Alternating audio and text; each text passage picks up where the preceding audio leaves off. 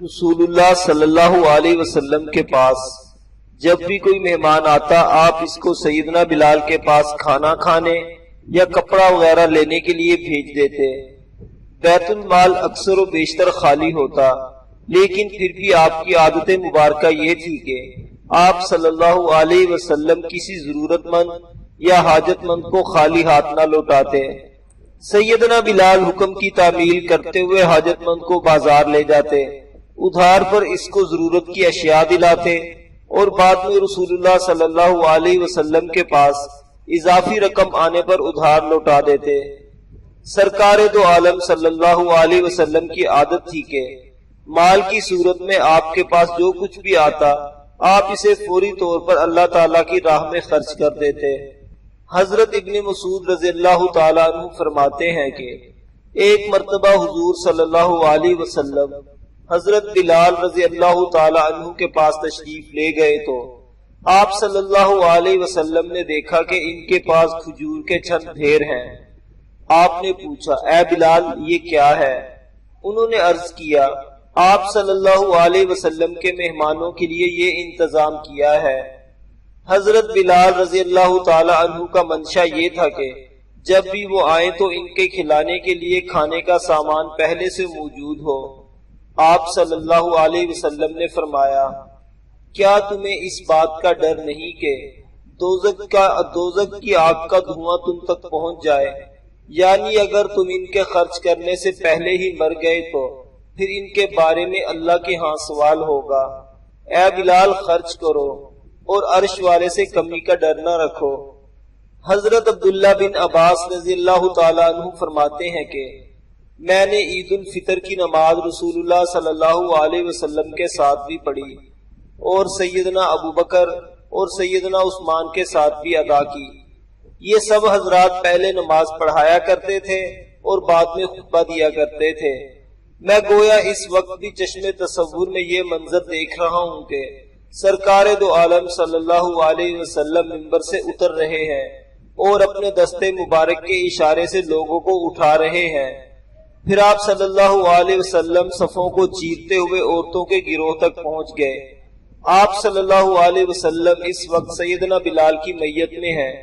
آپ صلی اللہ علیہ وسلم نے عورتوں کے پاس جا کر سورۃ الممتحنہ کی مندرجہ ذیل آیات تلاوت فرمائیں، جن کا ترجمہ یہ ہے، اے نبی جب آپ کے پاس ایمان والی عورتیں حاضر ہوں تو وہ آپ صلی اللہ علیہ وسلم سے اس بات پر بیعت کریں کہ وہ اللہ کے ساتھ کسی کو شریک نہیں کریں گی اور نہ چوری کریں گی اور نہ زنا کریں گی، نہ اپنی اولاد کو قتل کریں گی اور اپنے ہاتھوں اور پیروں کے سامنے کوئی بہتان کھڑیں گی اور نہ دستور کے مطابق کسی کام میں آپ صلی اللہ علیہ وسلم کی نافرمانی کریں گی تو آپ ان کی بیعت کر لیا کریں اور آپ ان کے لیے اللہ سے مغفرت طلب کریں، بے شک اللہ بہت بخشنے والا بے حد رحم کرنے والا ہے۔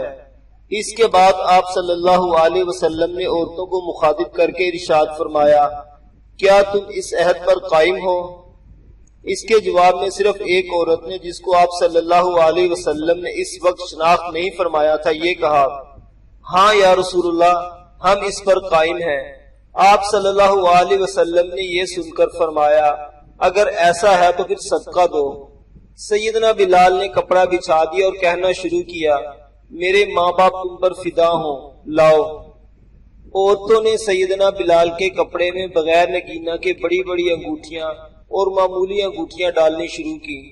حضرت عبداللہ حوضری رحمۃ اللہ علیہ کہتے ہیں کہ حضور صلی اللہ علیہ وسلم کے مؤذن حضرت بلال حلب میں میری ملاقات ان سے ہوئی۔ میں نے عرض کیا، اے بلال آپ ذرا مجھے یہ بتائیں کہ حضور صلی اللہ علیہ وسلم کے اخراجات کی کیا صورت تھی؟ انہوں نے فرمایا، حضور کے پاس کچھ ہوتا تو نہیں تھا۔ آپ صلی اللہ علیہ وسلم کی بعثت کے وقت سے لے کر آپ صلی اللہ علیہ وسلم کی وفات تک یہ خدمت میرے سپرد رہی، جس کی صورت یہ تھی کہ جب کوئی مسلمان آپ کے پاس آتا اور آپ اسے ضرورت مند سمجھتے تو آپ اس کی مدد کا حکم فرما دیتے۔ میں جا کر کہیں سے چادر اور کھانے کی کوئی چیز خرید لاتا اور چادر اسے پہنا دیتا اور کھانا کھلا دیتا۔ ایک مرتبہ ایک مشرک میرے سامنے سے آتا ہوا ملا. اس نے کہا اے بلال مجھے خوب وسعت حاصل ہے، تم کسی سے قرض نہ لیا کرو، جب ضرورت ہو تو مجھ سے لے لیا کرو. اس کے بعد میں نے اسی سے قرض لینا شروع کر دیا. ایک دن میں وضو کر کے اذان دینے کے لیے کھڑا ہوا تھا کہ وہ مشرک تاجروں کی ایک جماعت کے ساتھ آیا اور مجھے دیکھ کر کہنے لگا او حبشی. میں نے کہا میں حاضر ہوں، کیا کہتے ہو؟ وہ بڑی ترشروئی کے ساتھ پیش آیا اور بہت برا بھلا کہنے لگا تمہیں معلوم ہے کہ مہینہ ختم ہونے میں کتنے دن باقی ہیں؟ میں نے کہا ان قریب ختم ہونے والا ہے. اس نے کہا 4 دن باقی ہیں. اگر تو نے اس مدت میں قرضہ ادا نہ کیا تو میں تجھے اس کے عوض غلام بنا لوں گا. میں نے تم کو یہ قرضہ جو دیا ہے وہ تمہاری یا تمہارے ساتھی کی بزرگی کی وجہ سے نہیں دیا ہے، بلکہ اس لیے دیا ہے کہ تم میرے غلام بن جاؤ. پھر تم پہلے جس طرح بکریاں چرایا کرتے تھے اسی طرح تمہیں بکریاں چرانے میں لگا دوں گا. یہ کہہ کر وہ تو چلا گیا اور ایسی باتیں سن کر لوگوں کے دلوں میں جو خیالات پیدا ہوئے وہ سب میرے دل میں بھی پیدا ہوئے. پھر میں نے جا کر اذان دی. جب میں عشاء کی نماز پڑھ چکا تو حضور صلی اللہ علیہ وسلم بھی اپنے گھر تشریف لے گئے تو میں نے اندر حاضر ہونے کی اجازت مانگی. آپ نے اجازت مرحمت فرما دی. میں نے اندر جا کر عرض کیا یا رسول اللہ میرے ماں باپ آپ پر قربان. جس مشرک کا میں نے آپ سے تذکرہ کیا تھا میں نے اس سے قرضہ لیتا رہا ہوں. آج اس نے آ کر مجھے بہت برا بھلا کہا اور آپ صلی اللہ علیہ وسلم کے پاس اس قرضے کی ادائیگی کا فوری انتظام ہے اور نہ میرے پاس ہے. وہ مجھے ضرور رسوا کرے گا. اس لیے آپ صلی اللہ علیہ وسلم مجھے اجازت دے دیں میں ان مسلمان قبیلوں سے کسی قبیلہ میں چلا جاتا ہوں. جب اللہ تعالیٰ اپنے رسول صلی اللہ علیہ وسلم کو اتنا دے دیں گے جس سے یہ میرا قرضہ ادا ہو سکے تو پھر میں آ جاؤں گا. یہ عرض کر کے میں اپنے گھر آیا. اپنی تلوار، تھیلا، نیزہ اور جوتی اپنے سرہانے رکھ کر مشرق کی طرف منہ کر کے صبح کے انتظار میں لیٹ گیا. تھوڑی دیر نیند آتی پھر فکر کی وجہ سے میری آنکھ کھل جاتی، لیکن جب میں دیکھتا کہ ابھی رات باقی ہے تو میں دوبارہ سو جاتا. جب صبح کاذب ہو گئی تو میں نے جانے کا ارادہ کیا ہی تھا کہ اتنے میں ایک صاحب نے آ کر آواز دی اے بلال حضور صلی اللہ علیہ وسلم کی خدمت میں جلدی چلو. میں فوراً چل پڑا. وہاں پہنچ کر دیکھا کہ 4 اونٹنیاں سامان سے لدی ہوئی بیٹھی ہوئی ہیں. میں نے حضور صلی اللہ علیہ وسلم کی خدمت میں حاضری کی اجازت مانگی تو حضور نے مجھ سے فرمایا خوش ہو جاؤ، اللہ نے تمہارے قرضہ کی ادائیگی کا انتظام کر دیا ہے. میں نے اللہ کا شکر ادا کیا. پھر آپ صلی اللہ علیہ وسلم نے فرمایا کیا تمہارا گزر بیٹھی ہوئی 4 اونٹنیوں پر نہیں ہوا؟ میں نے کہا جی ہوا ہے. آپ صلی اللہ علیہ وسلم نے فرمایا وہ سامان سمیت تمہارے حوالے ہیں، تم یہ لے لو اور اپنا قرضہ ادا کر لو. میں نے دیکھا تو ان پر کپڑے اور غلہ لدا ہوا تھا جو فدق کے رئیس نے حضور صلی اللہ علیہ وسلم کی خدمت میں ہدیہ بھیجا تھا. چنانچہ میں نے وہ اونٹنیاں لی اور ان کا سارا سامان اتارا اور ان کے سامنے چارہ ڈالا. پھر میں نے فجر کی اذان دی. جب حضور صلی اللہ علیہ وسلم نماز سے فارغ ہوئے تو میں بقیع چلا گیا اور وہاں جا کر دونوں کانوں میں انگلیاں ڈال کر بلند آواز سے یہ اعلان کیا کہ جس کا بھی اللہ کے رسول صلی اللہ علیہ وسلم کا ذمہ قرضہ ہے وہ آ جائے. چنانچہ وہ کپڑے اور غلہ خریداروں کے سامنے پیش کرتا اور اسے بیچ کر قرضہ ادا کرتا رہا، یہاں تک کہ حضور صلی اللہ علیہ وسلم پر روئے زمین پر کچھ قرضہ بھی باقی نہ رہا، بلکہ 1.5 یا 2 اوقیہ چاندی بچ گئی، یعنی 80 یا 60 درہم. اسی میں دن کا اکثر حصہ گزر چکا تھا. پھر میں مسجد میں گیا تو آپ وہاں اکیلے بیٹھے ہوئے تھے. میں نے آپ صلی اللہ علیہ وسلم کو سلام کیا. آپ نے مجھ سے پوچھا جو کام تمہارے ذمہ تھا اس کا کیا ہوا؟ میں نے عرض کیا اللہ کے رسول کے ذمہ جتنا بھی قرض تھا وہ سب اللہ نے اتروا دیا ہے، اب کچھ باقی نہیں رہا. آپ صلی اللہ علیہ وسلم نے فرمایا اس میں سے کچھ بچا ہے؟ میں نے کہا جی ہاں 2 دینار بچے ہیں. قرض ادا کرنے کے بعد 1.5 یا 2 اوقیہ چاندی بچی تھی، لیکن وہاں سے مسجد آتے آتے حضرت بلال لوگوں کو دیتے چلے آئے ہوں گے، اس لیے جب مسجد میں پہنچے تو صرف 2 دینار باقی رہ گئے۔ آپ صلی اللہ علیہ وسلم نے فرمایا انہیں بھی تقسیم کر دو تاکہ مجھے راحت حاصل ہو، جب تک تم انہیں خرچ کر کے مجھے راحت نہیں پہنچا دیتے میں اس وقت اپنے کسی گھر نہیں جاؤں گا۔ چنانچہ اس دن ہمارے پاس کوئی نہیں آیا اور وہ خرچ نہ ہو سکے تو حضور صلی اللہ علیہ وسلم نے وہ رات مسجد میں گزاری اور اگلا دن بھی سارا مسجد میں ہی گزرا۔ شام کو 2 حاجت مند سوار آئے، میں ان دونوں کو لے گیا، ان دونوں کو کپڑے پہنائے اور غلہ بھی دیا۔ جب آپ صلی اللہ علیہ وسلم عشاء کی نماز سے فارغ ہوئے تو آپ نے مجھے بلایا اور فرمایا جو تمہارے پاس بچا تھا اس کا کیا بنا؟ میں نے عرض کیا اللہ تعالیٰ نے اس کے خرچ کرنے کی صورت بنا دی، آپ صلی اللہ علیہ وسلم کی راحت کی صورت پیدا کر دی ہے۔ آپ صلی اللہ علیہ وسلم نے خوش ہو کر فرمایا اللہ اکبر اور اللہ کا شکر ادا کیا۔ آپ صلی اللہ علیہ وسلم کو یہ ڈر تھا کہ کہیں ایسا نہ ہو کہ آپ صلی اللہ علیہ وسلم کا وصال ہو جائے اور یہ بچا ہوا سامان آپ کے پاس ہی ہو۔ پھر آپ وہاں سے چلے اور میں آپ کے پیچھے پیچھے چلا۔ آپ اپنی ازواج مطہرات میں سے ایک ایک اہلیہ محترمہ کے پاس گئے اور ہر ایک کو الگ الگ سلام کیا اور پھر جس گھر میں رات گزارنی تھی وہاں تشریف لے گئے۔ یہ تھی حضور صلی اللہ علیہ وسلم کے خرچ اخراجات کی صورت جس کے بارے میں تم نے مجھ سے پوچھا تھا۔ ایک مرتبہ ابو سفیان حضرت سلیمان، حضرت سہیب اور حضرت بلال رضوان اللہ علیہ مجمعین کے پاس سے گزرے۔ یہ حضرات صحابہ کی جماعت میں بیٹھے ہوئے تھے۔ ان حضرات نے ابو سفیان کو دیکھ کر کہا اللہ کی تلواروں نے اللہ کی دشمن کی گردن میں اپنی جگہ ابھی تک نہیں بنائی، یعنی ابھی تک ابو سفیان کو قتل کیوں نہیں کیا گیا؟ حضرت ابو بکر رضی اللہ تعالی عنہ نے ان کی یہ بات سنی تو ان حضرات سے کہا تم لوگ یہ بات قریش کے بزرگ اور ان کے سردار کے بارے میں کہہ رہے ہو۔ پھر حضور صلی اللہ علیہ وسلم کی خدمت میں آ کر حضرت ابو بکر نے یہ بات بتائی۔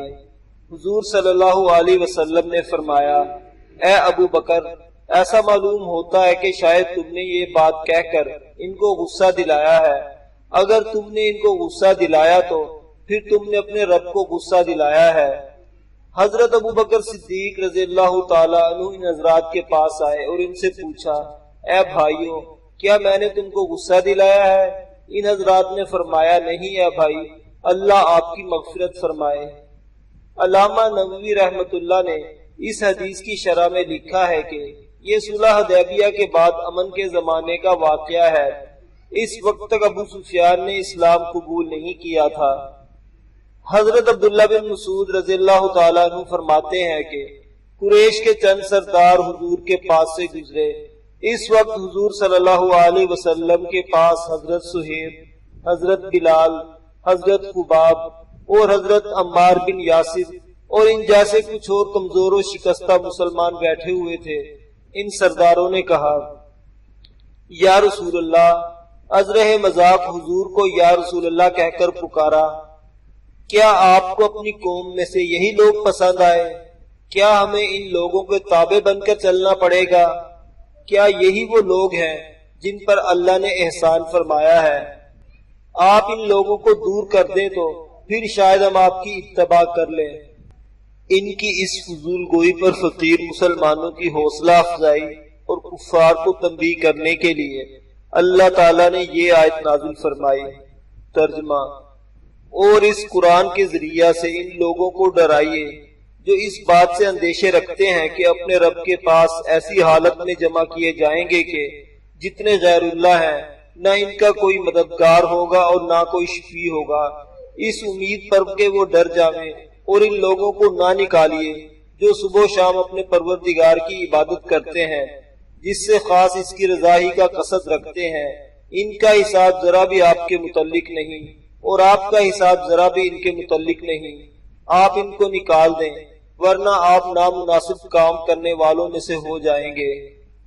حضرت خباب بن عرط رضی اللہ تعالیٰ عنہ فرماتے ہیں کہ ایک مرتبہ اقرا بن حابس تمیمی اور عینہ بن حسن فرازی نبی پاک صلی اللہ علیہ وسلم کی خدمت میں حاضر ہوئے تو انہوں نے حضور صلی اللہ علیہ وسلم کو حضرت عمار، حضرت بلال، حضرت خباب بن ارد اور دوسرے کمزور و نادار مسلمانوں کے ساتھ بیٹھے ہوئے پایا۔ ان دونوں کو یہ لوگ حقیر اور فقیر نظر آئے، اس لیے دونوں نے حضور کو الگ لے جا کر تنہائی میں یہ کہا کہ آپ صلی اللہ علیہ وسلم کے پاس عرب کے وفود آتے ہیں، لیکن ہمیں اس بات سے شرم آ رہی ہے کہ ہم لوگ بڑے آدمی ہیں، ہمیں جب عرب کے لوگ ان غلاموں کے ساتھ بیٹھا ہوا دیکھیں گے تو کیا کہیں گے، اس لیے جب ہم آپ صلی اللہ علیہ وسلم کے پاس آیا کریں تو آپ انہیں اٹھا کر بھیج دیا کریں۔ آپ صلی اللہ علیہ وسلم نے کہا ٹھیک ہے۔ پھر ان دونوں نے کہا کہ آپ ہمیں یہ بات لکھ کر دے دیں۔ آپ نے ایک کاغذ منگوایا اور لکھنے کے لیے حضرت علی رضی اللہ تعالیٰ عنہ کو بلایا۔ ہم لوگ ایک کونے میں بیٹھے ہوئے تھے، اتنے میں جبرائیل یہ آیتیں لے کر آ گئے۔ ترجمہ: اور ان لوگوں کو نہ نکالیے جو صبح و شام اپنے پروردگار کی عبادت کرتے ہیں، جس سے خاص اس کی رضا ہی کا قصد کا ارادہ رکھتے ہیں۔ ان کا حساب ذرا بھی آپ کے متعلق نہیں اور آپ کا حساب ذرا بھی ان کے متعلق نہیں۔ آپ ان کو نکال دیں ورنہ آپ نامناسب کام کرنے والوں میں سے ہو جائیں گے۔ اور اسی طور پر ہم نے ایک دوسرے کے ذریعہ سے آزمائش میں ڈالا تاکہ یہ لوگ کہا کریں کہ کیا یہ لوگ ہیں، ہم میں سے ان پر اللہ نے فضل کیا ہے۔ کیا یہ بات نہیں کہ اللہ تعالیٰ حق شناسوں کو خوب جانتا ہے؟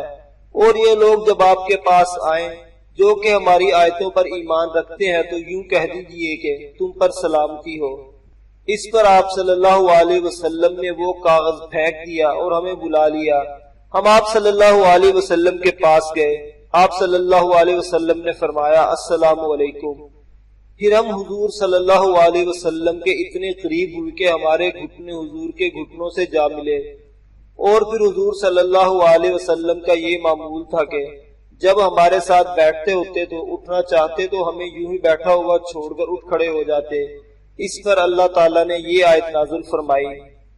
ترجمہ: اور آپ اپنے آپ کو ان لوگوں کے ساتھ مقید رکھا کیجئے جو صبح و شام اپنے رب کی عبادت محض اس کی رضا جوئی کے لیے کرتے ہیں اور دنیاوی زندگی کی رونق کے خیال سے آپ کی آنکھیں یعنی توجہات ان سے نہ ہٹنے پائیں۔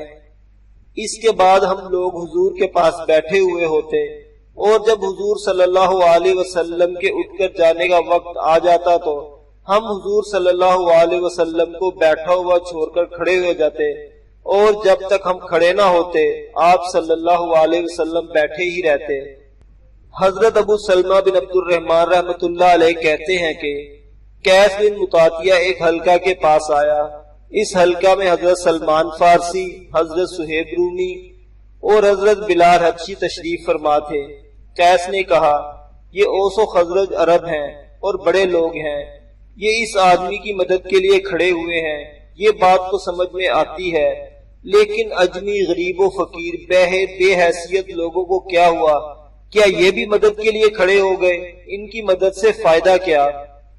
حضرت معاذ رضی اللہ تعالی عنہ نے کھڑے ہو کر قیس کا گریبان پکڑا اور اسے حضور صلی اللہ علیہ وسلم کی خدمت میں لے گئے اور جا کر حضور صلی اللہ علیہ وسلم کو یہ بات بتائی۔ اس پر حضور صلی اللہ علیہ وسلم غصہ میں جلدی کی وجہ سے چادر گھسیٹتے ہوئے اٹھ کھڑے ہوئے اور مسجد میں تشریف لے گئے اور حضور نے اعلان کے لیے آدمی بھیجا جس نے الصلاۃ جامعہ کہہ کر لوگوں میں اعلان کیا۔ لوگ جمع ہو گئے۔ پھر حضور صلی اللہ علیہ وسلم نے بیان فرمایا اور اللہ تعالیٰ کی حمد و ثنا کے بعد فرمایا اے لوگو، بے شک رب ایک ہے یعنی اللہ تعالیٰ، اور باپ بھی ایک ہے یعنی حضرت آدم، اور دین بھی ایک ہے یعنی اسلام۔ غور سے سنو، یہ عربیت نہ تمہاری ماں ہے اور نہ تمہارا باپ، یہ تو ایک زبان ہے، لہذا جو بھی عربی زبان میں بات کرنے لگ جائے وہ خود عربی شمار ہوگا۔ قیس کا گریبان پکڑے ہوئے حضرت معاذ نے عرض کیا یا رسول اللہ، آپ اس منافق کے بارے میں کیا فرماتے ہیں؟ حضور نے فرمایا اسے چھوڑ دو، یہ دوزخ میں جائے گا۔ چنانچہ حضور صلی اللہ علیہ وسلم کے انتقال کے بعد قیس مرتد ہو گیا اور اسی حال میں مارا گیا۔ حضرت سعد بن قرط فرماتے ہیں کہ جس وقت حضور صلی اللہ علیہ وسلم قباء تشریف لاتے تو حضرت بلال اذان دیتے تاکہ لوگوں کو پتہ چل جائے کہ حضور صلی اللہ علیہ وسلم تشریف لے آئے ہیں اور لوگ حضور کے پاس جمع ہو جائیں۔ ایک دن حضور صلی اللہ علیہ وسلم تشریف لائے، حضرت بلال آپ کے ساتھ نہیں تھے تو حبشی لوگ ایک دوسرے کو دیکھنے لگے۔ میں نے ایک درخت پر چڑھ کر اذان دی۔ حضور صلی اللہ علیہ وسلم نے مجھ سے پوچھا، اے سعد تم نے ایسا کیوں کیا؟ میں نے عرض کیا، میرے ماں باپ آپ پر قربان ہو، میں نے دیکھا کہ یہ حبشی لوگ ایک دوسرے کو دیکھ رہے ہیں، اس لیے مجھے ان کی طرف سے آپ پر حملہ کا خطرہ ہوا، اس لیے میں نے اذان دی۔ حضور صلی اللہ علیہ وسلم نے فرمایا، تم نے ٹھیک کیا، جب تم میرے ساتھ بلال کو نہ دیکھا کرو تو اذان دے دیا کرو۔ چنانچہ حضرت سعد رضی اللہ تعالی عنہ نے حضور صلی اللہ علیہ وسلم کی زندگی میں 3 مرتبہ اذان دی۔ حضرت بلال رضی اللہ تعالی عنہ صبح کی نماز کی اطلاع دینے کے لیے حضور صلی اللہ علیہ وسلم کے پاس آئے۔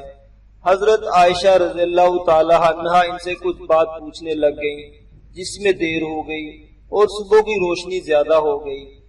حضرت بلال نے کھڑے ہو کر حضور صلی اللہ علیہ وسلم کو خبر کی اور مسلسل خبر کرتے رہے، لیکن حضور صلی اللہ علیہ وسلم فوری طور پر باہر تشریف نہ لائے، بلکہ تھوڑی دیر کے بعد باہر آئے اور لوگوں کو نماز پڑھائی۔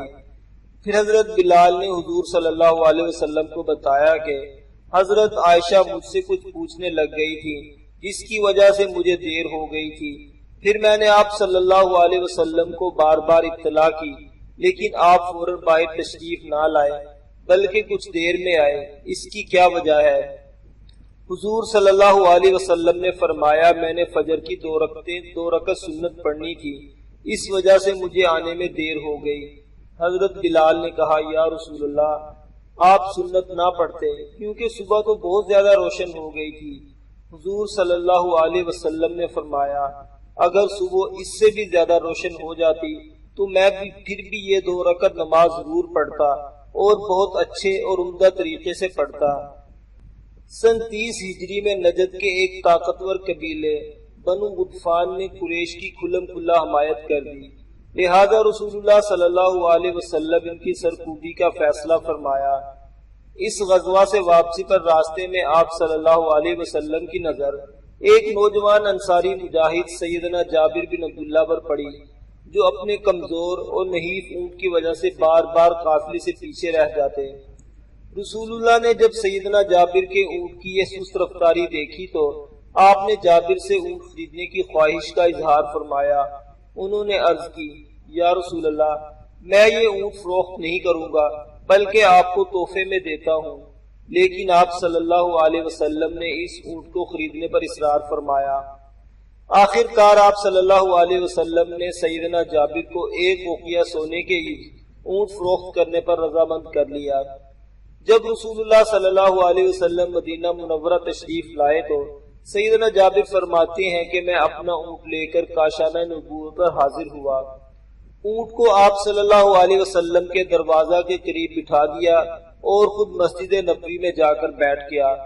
جب مجھے وہاں بیٹھے کافی دیر ہو گئی تو رسول اللہ صلی اللہ علیہ وسلم کاشانہ نبوت سے باہر تشریف لائے اور اپنے دروازہ پر ایک اونٹ کو بیٹھے ہوئے پایا۔ آپ صلی اللہ علیہ وسلم نے لوگوں سے اس کے بارے میں دریافت کیا۔ آپ کو بتایا گیا کہ یہ اونٹ جابر بن عبداللہ لائے ہیں۔ آپ صلی اللہ علیہ وسلم نے پوچھا، جابر خود کہاں ہیں؟ لوگوں نے بتایا کہ مسجد میں بیٹھے ہیں۔ آپ نے انہیں مسجد سے بلایا۔ جب آپ نے مجھے دیکھا تو فرمایا، اپنا اونٹ لے جاؤ، یہ اب تمہارا ہے۔ پھر آپ صلی اللہ علیہ وسلم نے سیدنا بلال کو بلوایا اور انہیں مجھے 1 اوقیہ سونا دینے کے لیے فرمایا۔ سیدنا بلال نے 1 اوقیہ سونا سے کچھ زیادہ ہی دیا۔ سیدنا جابر فرماتے ہیں کہ اللہ کی قسم میں یہ تحفہ پا کر بہت خوش ہوا۔ رسول اللہ صلی اللہ علیہ وسلم کے اس دیے ہوئے اونٹ کی برکت سے میرے گھریلو معاملات روز بروز بہتر ہوتے چلے گئے۔ ایک روز سیدنا بلال نے اذان کہی اور کسی کام کے لیے باہر تشریف لے گئے۔ واپسی پر نماز فجر کا وقت ہو چلا تھا کہ آپ سیدنا علی کے مکان کے قریب پہنچے تو سیدنا حسین کے رونے کی آواز کانوں میں پڑی۔ اس وقت سیدنا فاطمہ رضی اللہ تعالی عنہا کی خدمت میں حاضر ہو کر عرض کیا، آپ سیدنا حسین کو بہلائیں۔ اس طرح آپ کو کچھ دیر کے لیے وہاں رکنا پڑا۔ جب مسجد میں پہنچے تو نماز کی اقامت ہو چکی تھی۔ نماز کے بعد حضور صلی اللہ علیہ وسلم نے وجہ تاخیر پوچھی اور آپ نے بتائی تو سرکار دو عالم صلی اللہ علیہ وسلم نے ارشاد فرمایا، تم نے فاطمہ پر رحم کیا، اللہ تعالیٰ تم پر رحم فرمائے۔ سیدہ فاطمہ رضی اللہ تعالیٰ عنہ کو سیدنا بلال نے گودوں کھلایا تھا اور مدینہ طیبہ میں بھی ان کے گھر کا کام کاج کر دیا کرتے تھے۔ جب سیدہ کا انتقال ہوا تو سیدنا بلال بہت روئے اور فرمایا کہ آپ کو اپنے بابا جان کے پاس پہنچنے کی کس قدر جلدی تھی۔ مختصر یہ کہ سیدنا بلال رضی اللہ تعالی عنہ کو رسول اللہ صلی اللہ علیہ وسلم سے ایک خصوصی قرب حاصل تھا، اور وہ یہ کہ کاشانہ نبوت کے منتظم اور آپ صلی اللہ علیہ وسلم کے خادم خاص تھے۔ مکہ مکرمہ سے مدینہ منورہ ہجرت فرمانے کے بعد اگرچہ سیدنا بلال کے معاشی حالات کچھ اچھے نہ تھے، علاوہ ازیں وہ شکل و صورت کے لحاظ سے کوئی اتنے حسین و جمیل نہ تھے، پھر مہاجر اور غریب الدیار تھے، لہذا ابھی تک وہ اپنا گھر نہ بسا سکے، کیونکہ ایک مفلس حبشی اور غریب الدیار کو شرفاء عرب میں سے کوئی اپنی بیٹی کا رشتہ دینے کو تیار نہ تھا۔ بعض مورخین نے لکھا ہے کہ سیدنا بلال نے متعدد شادیاں کی۔ سیدنا بکیر رضی اللہ تعالی عنہ کی صاحبزادی سے خود رسول اللہ صلی اللہ علیہ وسلم نے نکاح کرایا تھا۔ بنو زہرہ اور سیدنا ابو دردہ کے خاندان میں بھی رشتہ قائم ہوا تھا، لیکن ان سے کوئی اولاد نہ ہوئی۔ ایک روایت یہ ہے کہ سیدنا فاروق اعظم رضی اللہ تعالی عنہ جب بیت المقدس کی فتح کے سلسلے میں بیت المقدس گئے تو ان سے سیدنا بلال نے درخواست کی کہ انہیں شام میں رہنے کی اجازت دی جائے۔ آپ نے ان کی یہ درخواست منظور فرما لی۔ سیدنا بلال نے کہا، میرے انصاری بھائی ابو رویحہ کو بھی اجازت مرحمت فرما دیں۔ سیدنا عمر رضی اللہ تعالی عنہ نے ان کی درخواست بھی منظور فرما لی۔ چنانچہ یہ دونوں حضرات خولان کے ایک محلہ میں فروکش ہوئے۔ سیدنا بلال سیدنا ابو دردہ کے پاس نکاح کی درخواست لے کر گئے اور ان سے جا کر کہا، ہم فقیر تھے، اللہ نے ہمیں مالدار کر دیا، ہم غلام تھے، اللہ نے ہمیں آزاد کر دیا، اور اگر تم اپنی لڑکیوں کا نکاح ہمارے ساتھ کر دو تو الحمدللہ، اگر ہماری درخواست نامنظور کر دو تو لا حول ولا قوت الا باللہ۔ ابن سعد نے طبقات میں سے ایک روایت حضرت قتادہ رضی اللہ تعالی عنہ سے نقل کی ہے کہ سیدنا بلال نے بنو زہرہ کی ایک خاتون سے شادی کی تھی۔ آپ کی ایک بیوی کا تعلق عدی بن کعب کے خاندان سے تھا، اور حافظ ابن قیم رحمۃ اللہ نے ایک روایت یہ نقل کی ہے کہ سیدنا بلال کا نکاح نبی اکرم صلی اللہ علیہ وسلم نے سیدنا عبد الرحمن بن عوف رضی اللہ تعالیٰ عنہ کی بہن سے خود پڑھایا تھا۔ زید بن اسلم بیان کرتے ہیں کہ بنی ابی بکیر کے کچھ لوگوں نے سرکار دو عالم صلی اللہ علیہ وسلم کی خدمت میں حاضر ہو کر عرض کی کہ فلاں شخص سے ہماری بہن کا نکاح کر دیں۔ آپ صلی اللہ علیہ وسلم نے ان سے فرمایا، بلال کے بارے میں تمہارا کیا خیال ہے؟ وہ خاموش رہے اور واپس چلے گئے۔ کچھ دنوں کے بعد دوسری دفعہ پھر آئے اور عرض کی، یا رسول اللہ، ہماری بہن کا فلاں سے نکاح کر دیں۔ آپ صلی اللہ علیہ وسلم نے پوچھا، بلال کے بارے میں تمہارا کیا خیال ہے؟ وہ خاموشی سے واپس چلے گئے۔ پھر تیسری مرتبہ آئے اور عرض کیا، یا رسول اللہ صلی اللہ علیہ وسلم، ہماری بہن کا فلاں شخص سے نکاح کر دیں۔ آپ نے پھر فرمایا، بلال کے بارے میں تمہاری کیا رائے ہے؟ ایک جنتی شخص کے بارے میں تمہارا کیا خیال ہے؟ وہ خاموش رہے۔ پھر آپ صلی اللہ علیہ وسلم نے فرمایا، بلال سے اس کا نکاح کر دو۔ چنانچہ زید بن اسلم رضی اللہ تعالیٰ عنہ بیان کرتے ہیں کہ نبی اکرم صلی اللہ علیہ وسلم نے بنو ابی بکیر کی بیٹی کا سیدنا بلال سے نکاح کر دیا۔